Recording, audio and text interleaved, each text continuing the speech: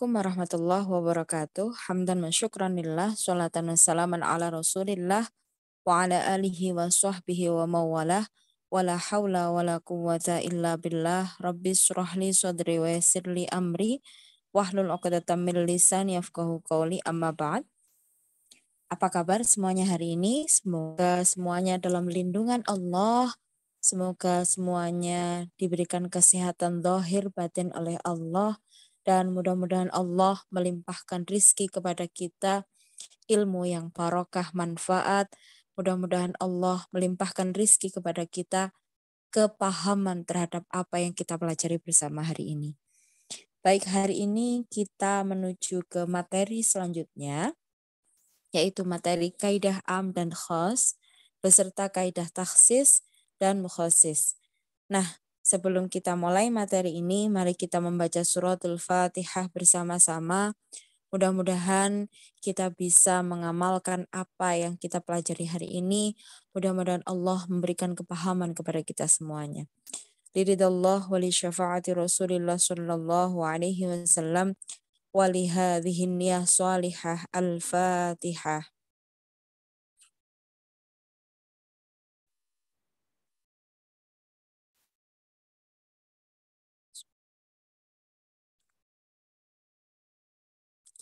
Amin, amin ya rabbal alamin. Baik, hari ini kita masih sampai di bab usul fikih yang hari ini kita mempelajari tentang kaidah am dan khas beserta kaidah takhsis dan mukhasisnya. Nah, sebenarnya am dan khas itu apa sih? Nah, sebelum kita menuju ke pengertian, terus sikotnya dan yang lainnya, kita menuju dulu kepada kompetensi dasar dari yang kita pelajari hari ini.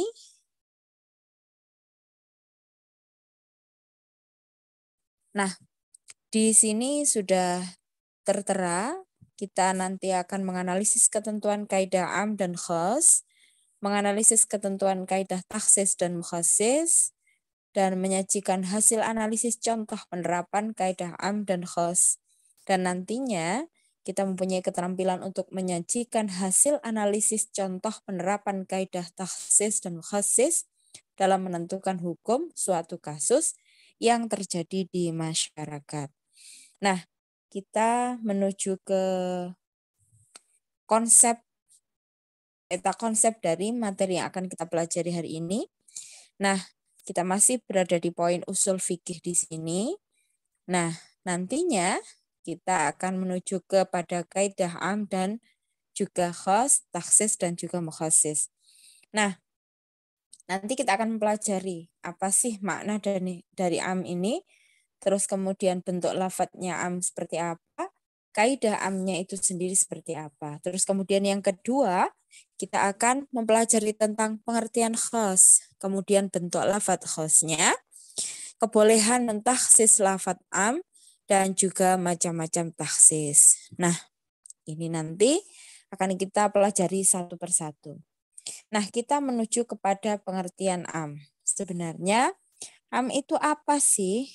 Am itu kalau misalnya dilihat secara bahasa, am itu artinya adalah umum, merata, dan juga menyeluruh. Nah, kalau dilihat dari secara istilah, ini ada beberapa pengertian, tapi sebelum menuju ke sini, kalau misalnya kita membincang ya, usul fikih ini merupakan metode. Dari kemarin sudah kita bahas bersama bahwa ilmu usul fikih ini merupakan metode untuk menggali hukum yang terkandung dalam Al-Quran dan Al-Hadis agar hukum-hukum tersebut dapat dengan mudah dipahami oleh umat Islam. Ya ini tadi, kaidah-kaidah ini akhirnya muncul begitu.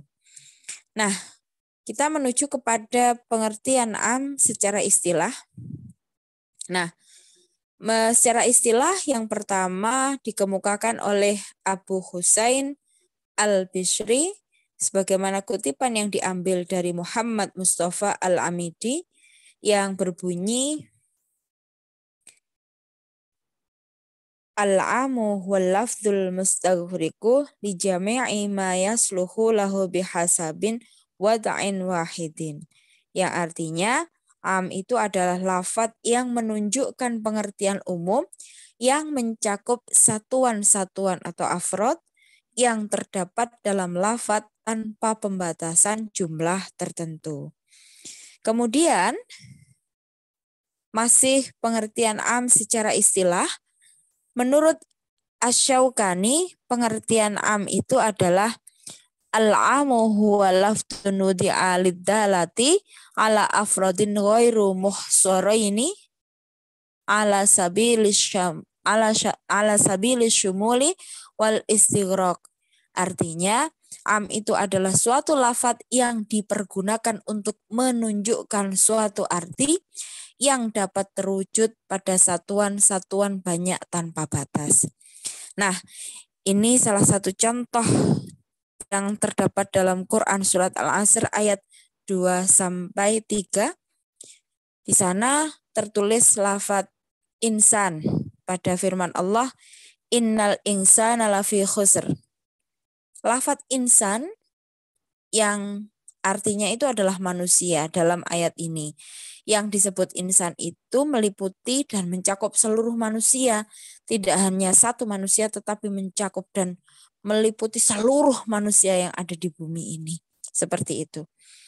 Kemudian kita akan menuju kepada bentuk lafadz dari am itu sendiri.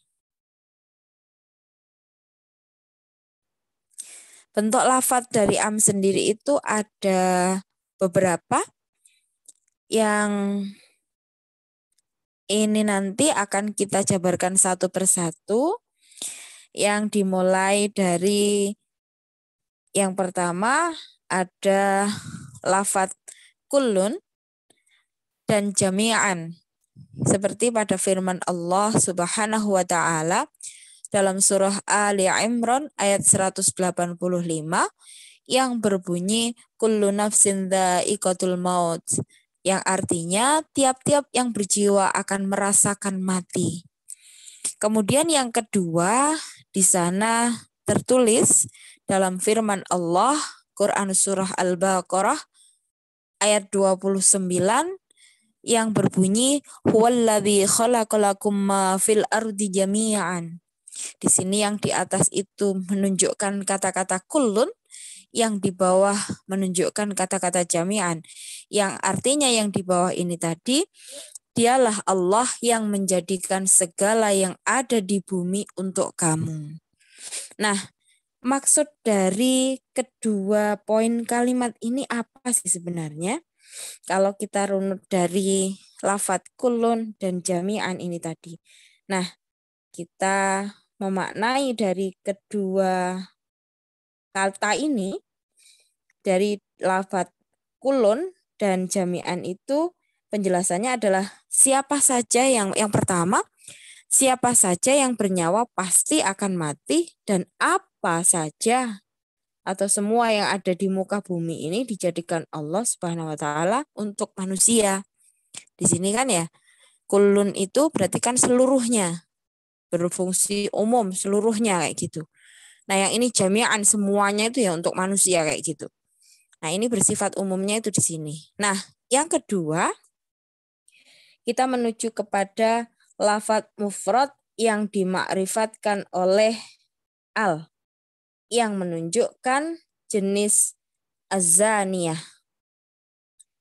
Sebagaimana firman Allah dalam Quran surah An-Nur ayat 2, az-zaniyatu waz-zani fajlidu kulla wahidin minhuma mi'ata jaldah. Yang artinya, perempuan yang berzina dan laki-laki yang berzina, maka deralah tiap-tiap seorang dari keduanya 100 kali dera. Ini maksudnya, semua yang berzina muhson, baik perempuan maupun laki-laki, wajib didera 100 kali. Kemudian yang ketiga, lafadz jamak yang dimakrifatkan dengan al, yang menunjukkan jenis al-mutallaqatu. Nah, seperti firman Allah, ini contohnya al, ya menunjukkan jenisnya, misalnya al-mutallaqatu itu tadi. Firman Allah dalam Quran surah Al-Baqarah ayat 228, yang berbunyi wal mutallaqatu yatarabbasna bi anfusihinna salasata quru. Wanita-wanita yang ditalak hendaklah menahan diri atau menunggu 3 kali quru. Ini tentang masa iddah. Nah, penjelasannya siapa saja yang namanya wanita, siapapun itu, apabila ditolak suaminya wajib menunggu 3 kali quru atau 3 kali suci. Selanjutnya, lafadz mufrad dan jamak yang dimakrifatkan dengan idhofah ini. Ni'matullah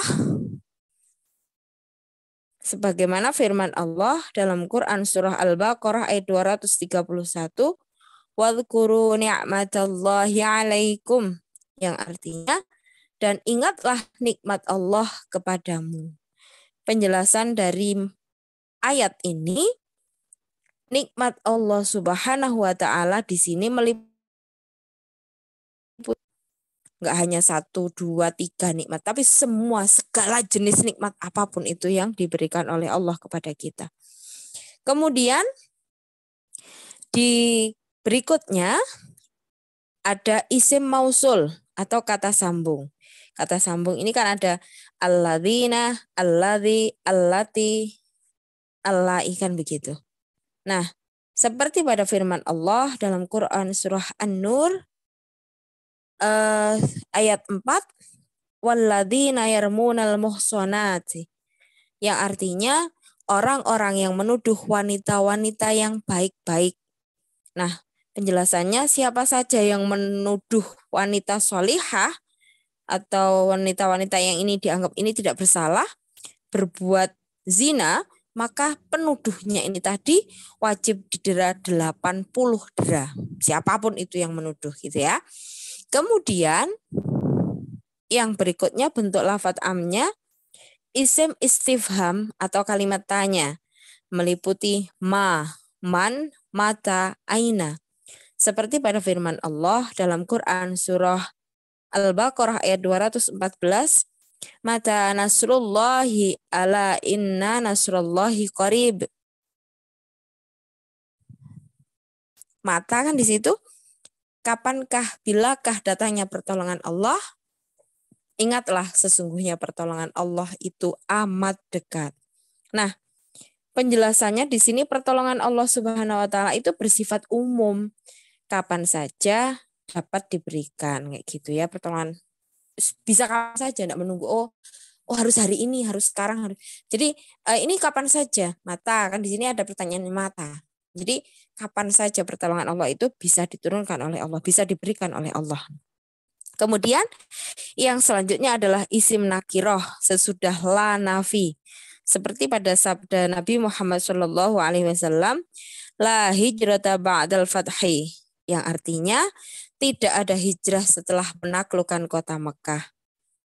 Nah, ini artinya semua orang muslim yang berpindah dari negara orang non-muslim ke negara orang muslim tidak dinamakan hijrah kayak gitu. Kemudian yang selanjutnya adalah lafadz-lafadz yang meliputi ini kayak ma'syara, ma'asyir, amah, terus kemudian sa'ir, kafah. Ini sebagaimana sabdanya Kanjeng Nabi Muhammad SAW, ya ma'syaras sababi man istata'a minkumul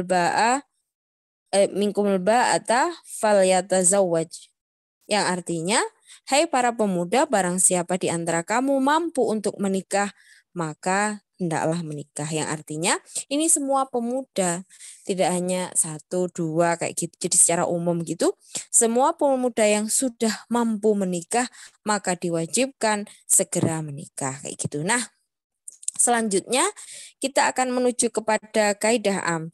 Dalam usul fikih banyak kaidah yang berhubungan dengan lafadz am.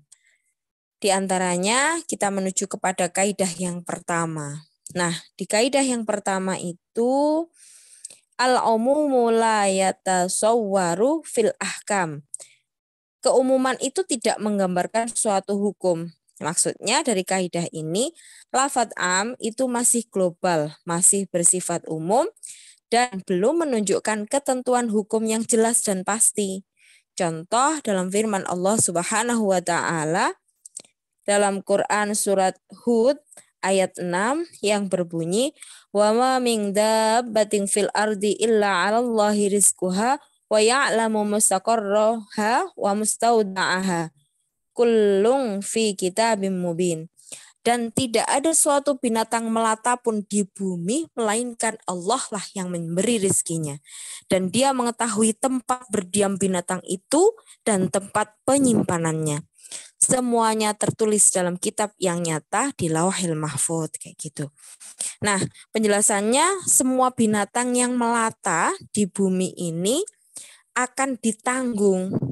Ditanggung oleh siapa? Ditanggung rizkinya oleh Allah Subhanahu wa taala. Nah, kalimat semua binatang di situ kan semua binatang ya. Nah, kalimat semua binatang melata ini mengandung pengertian keseluruhan jenis binatang melata yang ada di bumi ini, baik yang ada di daratan maupun yang ada di lautan. Ini tidak dikhususkan, oh binatang melata yang ada di daratan, binatang melata yang ada di lautan. Semuanya binatang melata yang dimaksud di sini itu ditanggung oleh Allah semuanya. Kemudian kita menuju kepada kaidah yang kedua, di mana kaidah kedua ini makna tersirat. Jadi di sini tertulis al-mafhumu lahu umumun. Makna tersirat atau mafhum itu mempunyai bentuk umum. Maksudnya dari kaidah ini adalah makna tersirat atau mafhum dari sebuah kalimat menyimpan arti umum, belum jelas dan pasti. Contohnya firman Allah dalam surat Al-Isra ayat 23, "Fala taqul lahuma uffin wa la tanharhuma wa qul lahuma qawlan karima." Maka sekali-sekali jangan kamu mengatakan kepada keduanya perkataan dan janganlah kamu membentak mereka dan ucapkan kepada mereka perkataan yang mulia. Nah, makna tersirat dari kalimat mafhumnya, jadi tersirat mafhumnya itu dari ayat yang perkataan itu bersifat umum, dapat bermakna mencaci, menghina, berkata kotor, yang semuanya hukumnya haram. Kalau misalnya kita bilang, wong mengatakan saja itu tidak boleh, apalagi mengatakan hal yang lebih kasar daripada itu. Nah, kemudian kita menuju ke kaidah yang ketiga. Di kaidah yang ketiga ini, al-mukhatibu yadkhulu fi umumi khitabin. Orang yang memerintahkan sesuatu maka ia termasuk di dalam perintah tersebut. Nah, kaidah ini dapat dipahami bahwa hukum yang berlaku orang yang memerintah dan juga berlaku bagi orang yang diperintah, kecuali dalam hal ini tidak berlaku bagi Allah Subhanahu wa taala. Contohnya adalah seorang guru memerintah peserta didiknya untuk tidak datang terlambat atau tepat waktu. Nah, berdasarkan kaidah ini, guru juga harus datang tepat waktu, kayak begitu. Selanjutnya, kita akan menuju kepada kaidah yang keempat. Kaidah yang keempat ini, al-ibratu bi umumil lafzi la bi khususis sabab. Pelajaran diambil berdasarkan keumuman lafaz, bukan karena kekhususan sebab. Contohnya, sabdanya Rasulullah Shallallahu Alaihi Wasallam yang diriwayatkan oleh Abu Hurairah. An Abi Hurairah radhiyallahu anhu qala Rasulullah Shallallahu Alaihi Wasallam fil bahri huwa tuhuru ma'uhu al-hillu maitatahu. Dari Abu Hurairah radhiyallahu anhu, dia berkata Rasulullah Shallallahu Alaihi Wasallam bersabda tentang laut, hukumnya kayak apa gitu. Nah, airnya itu suci dan mensucikan serta bangkainya halal. Nah, ini kaidah yang keempat. Kemudian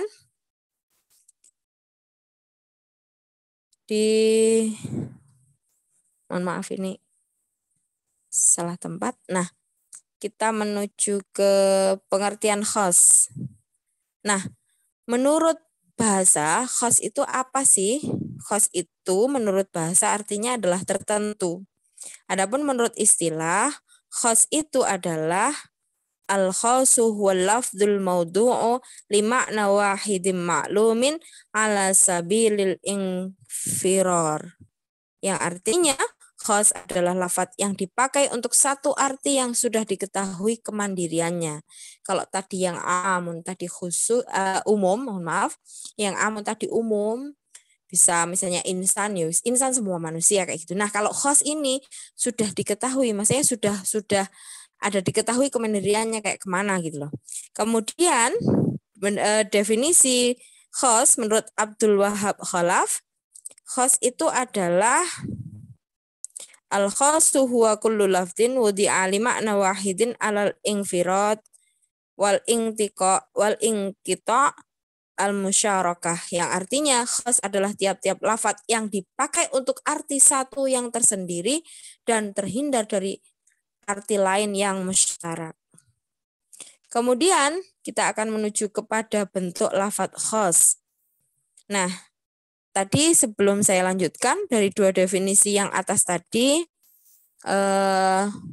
dari yang definisi yang pertama dan definisi yang disampaikan oleh Abdul Wahab Khalaf, ini dapat dipahami bahwa khos adalah lafadz atau perkataan yang menunjukkan arti sesuatu tertentu, tidak menunjukkan arti umum kayak gitu.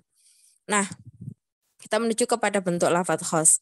Dalam Al-Quran ini kan banyak ditemukan lafadz-lafadz yang menunjukkan makna umum atau disebut sebagai am, dan juga khos yang bentuknya dapat diklasifikasikan menjadi 4 macam. Yang pertama adalah lafadz khos berbentuk mutlak, yaitu lafadz khos yang tidak ditentukan dengan sesuatu.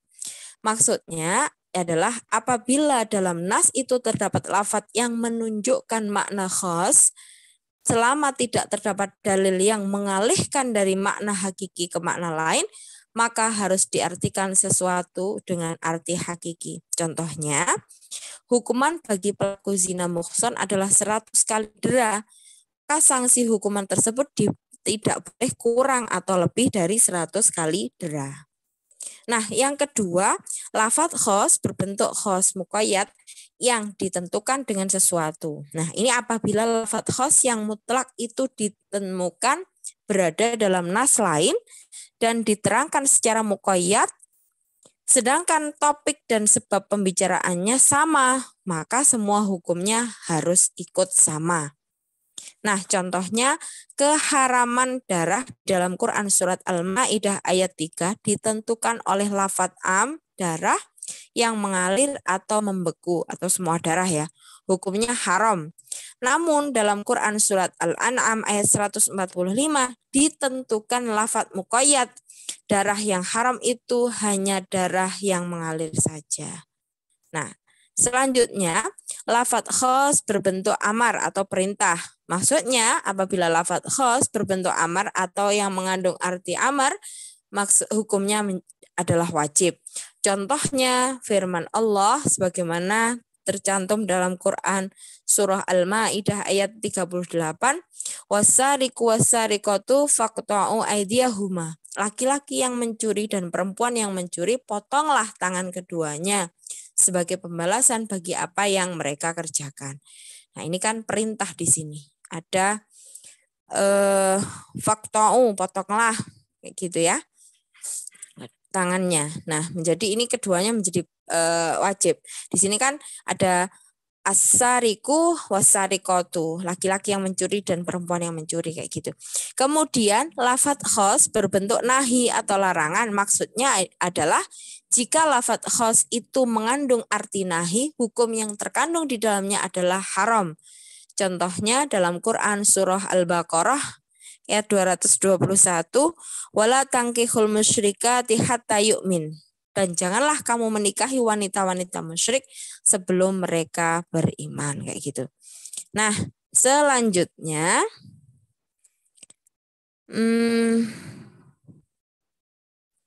di sini larangan dari ayat yang menikahi perempuan yang non-muslim tadi menunjukkan bahwa ini kan menunjukkan haram. Namun apabila terdapat tanda yang memalingkan lafadz dari arti yang sebenarnya karena adanya qarinah, maka pengertian hukumnya harus disesuaikan dengan tanda tersebut. Memungkinkan mengandung arti makruh, doa, irsyad, dan juga sebagainya. Kalau yang pertama tadi sudah jelas ya, faktoun tadi sudah dijelaskan seperti itu. Nah, ini artinya kalau jadi kalau misalnya disampaikan di sini bahwa ini kan berbentuk larangan ya yang kedua ini. Nah, kalau misalnya ada yang tanda memalingkan artinya la tangkihu, ada di belakangnya hatta yu'min kayak gitu. Nah, selanjutnya kita akan menuju kepada analisis kebolehan mentaksis lafadz am. Nah, para ulama sepakat bahwa mentaksis atau mengkhususkan lafadz yang am atau umum itu boleh, baik berupa taksis muttasil maupun taksis mungfasil. Nah, sebagian ulama ini merumuskan ada 5 yang tidak memerlukan taksis atau pengkhususan. Yaitu yang pertama, masalah kesempurnaan dan keagungan Allah Subhanahu wa taala seperti firman Allah dalam Quran surat Ar-Rahman ayat 27, wa yabqa wajhu rabbika dzul jalali wal ikram, dan tetap kekal zat Tuhanmu yang mempunyai kebesaran dan kemuliaan. Kemudian yang selanjutnya, haramnya menikah dengan ibu kandung ataupun ibu rodoah atau yang menyusui itu ya. Sebagaimana firman Allah dalam Quran surah An-Nisa ayat 22, wala tankihu ma nakaha abaukum minan nisa illa ma qad salaf innahu kana fahisyata wa maqta wa sa'a sabila. Dan janganlah kamu kawini wanita-wanita yang telah dikawini oleh ayahmu, terkecuali pada masa yang telah lampau. Sesungguhnya perbuatan itu amat keji dan dibenci Allah dan seburuk-buruk jalan yang ditempuh. Kemudian setiap yang bernyawa atau makhluk pasti akan mati. Seperti pada firman Allah, kullu nafsin dha'iqatul maut. Tiap-tiap yang berjiwa akan merasakan mati. Yang selanjutnya adalah Allah menjamin rizki pada makhluknya seperti pada firman Allah dalam Quran surah Hud ayat 6, wa ma min dabbatin fil ardi illa 'alallahi rizquha wa ya'lamu mustaqarraha mustawda'aha kullun fi kitabim mubin. Yang tadi sudah saya sampaikan di awal. Yang selanjutnya Allah Subhanahu wa taala, penguasa alam semesta ini tidak ada yang di langit dan di bumi. Jadi Allah sebagaimana firman Allah dalam Quran surah Al-Baqarah ayat 284, lillahi ma fis samawati wa ma fil ard. Kepunyaan Allah lah segala apa yang ada di langit dan apa yang ada di bumi. Jadi Allah itu penguasa alam semesta ini, baik yang ada di langit dan yang di bumi. Saya ralat kembali bahasanya, Allah itu penguasa seluruh jagat raya. Galaksi Bima Sakti, galaksi Andromeda, atau galaksi apapun yang ada di semesta raya ini, semuanya adalah kepunyaan Allah. Jadi Allah penguasanya, baik yang ada di langit, yang ada di bumi, dimanapun berada itu berarti Allah adalah penguasanya kayak gitu. Nah, kita akan menuju kepada macam-macam taksis. Yang pertama adalah taksis muttasil, yang kedua adalah taksis mungfasil. Nah, kita akan menuju kepada poin yang pertama, ada taksis muttasil atau bersambung. Taksis muttasil adalah taksis yang tidak dapat berdiri sendiri, tetapi pengertiannya bersambung dari potongan ayat awal disambung oleh potongan ayat berikutnya dalam satu ayat. Nah, ini macam-macamnya. Kita menuju ke yang pertama. Kita akan menuju kepada yang pertama adalah pengecualian atau disebut sebagai istisna, sebagaimana firman Allah dalam Quran surah Al-Baqarah ayat 282, ya ayyuhalladzina amanu idza tadayantum bidainin ila ajalin musamman faktubuh. Hei orang-orang yang beriman, apabila kamu bermuamalah tidak secara tunai untuk waktu yang ditentukan, hendaklah kamu menuliskannya dan hendaklah seorang penulis di antara kamu menuliskannya.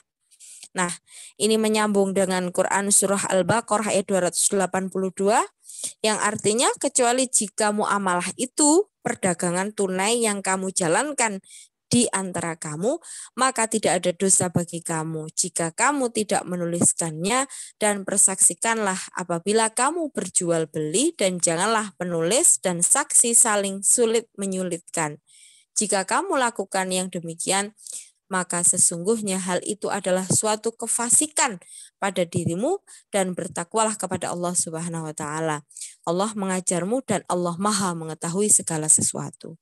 Jadi ini tadi di Quran surah Al-Baqarah ayat 282 dan masih menyambung di sana ya. Kemudian yang kedua, syarat pada firman Allah Quran surah An-Nisa ayat 101, wa idza darabtum fil ard, dan apabila kamu bepergian di muka bumi, berlanjut di ayat yang masih di ayat 101, yang artinya maka tidaklah mengapa kamu mengkosor sembahyangmu jika kamu takut diserang orang-orang kafir. Sesungguhnya orang-orang kafir itu adalah musuh yang nyata bagimu. Nah, di situ disebutkan falaisa alaikum junahun ang taksuru minas sholati in khiftum ayyaftanakumul ladzina kafaru innal kafirina kanu lakum aduwwum mubina. Selanjutnya sifat. Nah, ini termaktub dalam firman Allah di Quran surah An-Nisa ayat 23. Hurrimat alaikum ummahatukum wa banatukum wa akhwatukum wa ammatukum wa khalatukum wa banatul akhi wa banatul ukhti wa ummahatukum allati arda'nakum wa akhwatukum minar radha'ah wa ummahatu nisaikum wa rabaibukum allati fi hujurikum. Diharamkan atas kamu mengawini ibu-ibumu, anak-anakmu yang perempuan, saudara-saudaramu yang perempuan, saudara-saudara bapakmu yang perempuan, saudara-saudara ibumu yang perempuan, anak-anak perempuan dari saudara-saudaramu yang laki-laki, anak-anak perempuan dari saudara-saudaramu yang perempuan, ibu-ibumu yang menyusui kamu, saudara perempuan sepersusuan, ibu-ibu istrimu, kemudian anak-anak istrimu yang dalam pemeliharaanmu. Dilanjut di sini, minan nisaikumul lati dakhaltum bihin, dari istri yang telah kamu campuri. Selanjutnya, ghayah, artinya hingga batas waktu atau tempat, sebagaimana firman Allah dalam Quran surah Al-Maidah ayat 6, ya ayyuhalladzina amanu idza qumtum ila sholati faghsilu wujuhakum wa aydiyakum ilal marafiqi wamsahu biru'usikum wa arjulakum ilal ka'bain. Hai orang-orang yang beriman, apabila kamu hendak mengerjakan sholat, maka basuhlah mukamu dan tanganmu sampai dengan siku, dan sapulah kepalamu dan basuh kakimu sampai dengan kedua mata kaki.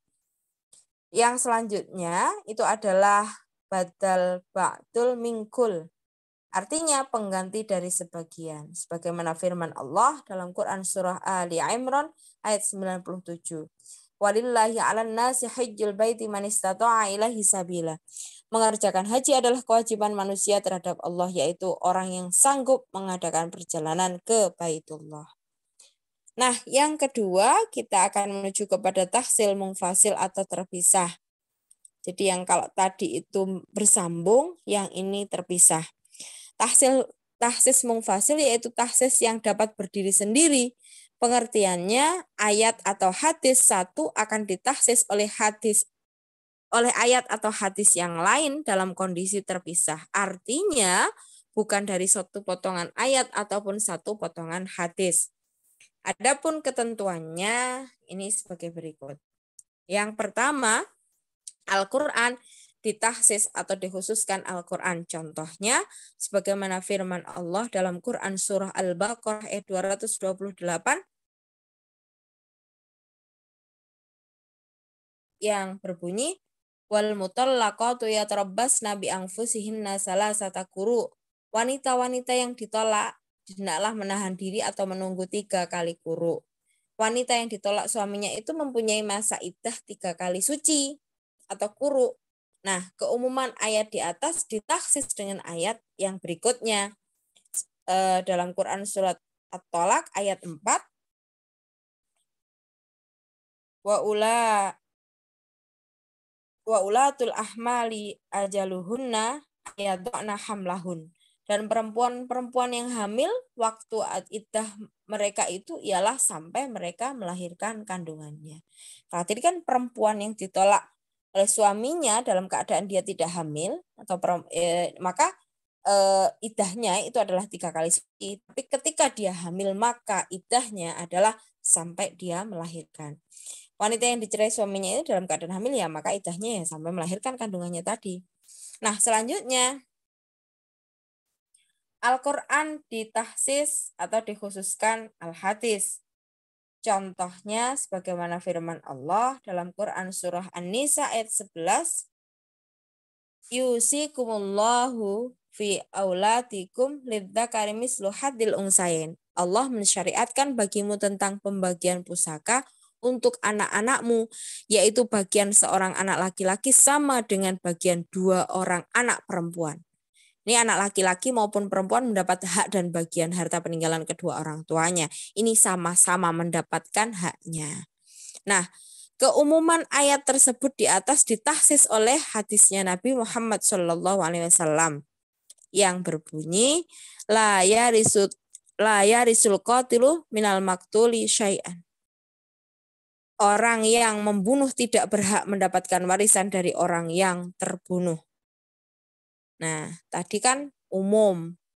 Nah, sudah jelas di sana laki-laki dan perempuan anaknya itu dapat warisan semuanya. Tapi di bawah itu dituliskan, dikhususkan kalau dia membunuh maka tidak berhak mendapatkan warisannya tadi. Dilanjutkan di hadis selanjutnya yang artinya orang Islam tidak berhak mendapatkan waris dari orang kafir. Begitu sebaliknya, orang kafir tidak berhak mendapatkan warisan dari orang Islam. Tadi artinya kalau misalnya orang tuanya Islam tapi anaknya tidak Islam, maka anaknya tidak berhak mendapatkan warisan dari orang tuanya tadi. Kemudian yang ketiga, al-hadis ditaksis atau dikhususkan Al-Quran. Contohnya seperti hadisnya Nabi Muhammad SAW, innallaha la yuqbalu sholatan ahadikum idza ahdasa hatta yatawaddo.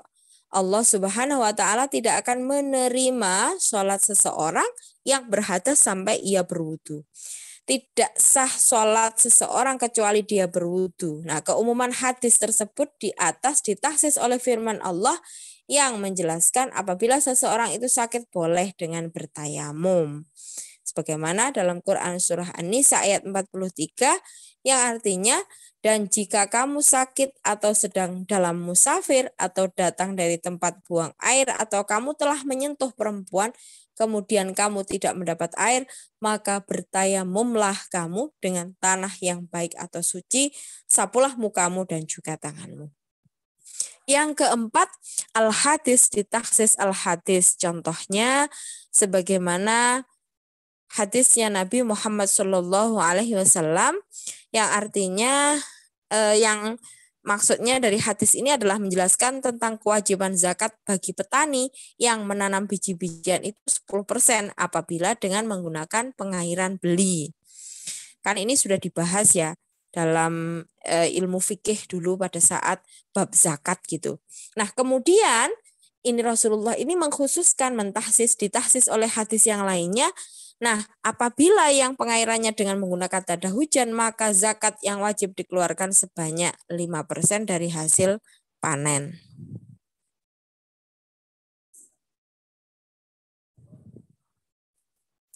Ini sepertinya kebalik. Jadi,